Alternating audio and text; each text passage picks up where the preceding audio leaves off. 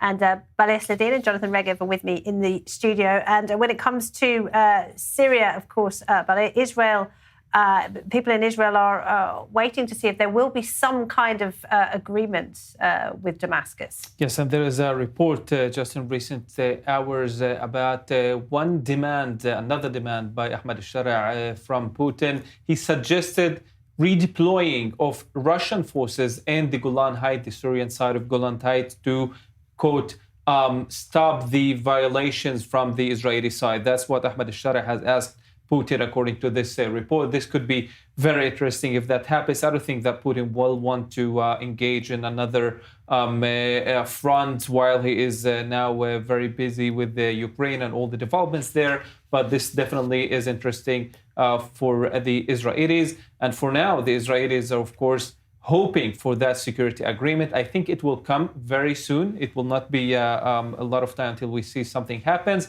But peace with Al-Sharaa, with the new Syrian regime, I don't think that this is close. And I don't think that Israeli interest also having this peace with an unelected official in Syria, while we don't know what Syrians really think about this, it will last actually. Maybe it could be just a cold peace, just like the one that we have with Egypt or other nations. But definitely what is something that Israel would actually be interested in is some warm peace, just like the one with the UAE, with an elected official, elected regime, elected government in Syria in the future. What do you think, Jonathan? Because there has been a concern in Israel, hasn't there, that Turkey might be right across the border in Syria. And now we're talking about potentially Russia being back just across the border. Well, first, out of the two, I think Israel would prefer Russia.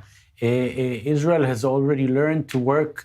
It's true that the Assad regime has been gone for nearly a year, but during the very long time in which the Assad regime was in place, and for about a decade in which the Russian forces were there physically, Israel and Russia learned to work together in Syria. And Turkey is clearly a force that Israel does not want anywhere near, clearly not in Syria. Therefore, Israel would choose, if Israel if it would ever be any choice that Israel would have to make, it would go with Russia. I totally agree. I mean, I think the dreams of having a new Middle East and relations with everybody, I think that's an illusion that perhaps stayed back in the 90s. And clearly, if anyone still had that dream, I think the last 2 years shattered it completely. There's also an understanding that a security agreement being not peace but not war, that's something that Israel would opt for. And if there's some kind of a horizon for that, which it seems as if there is something that Israel would be happy with. All right, Jonathan Regev, Balig Sladeen, thank you both.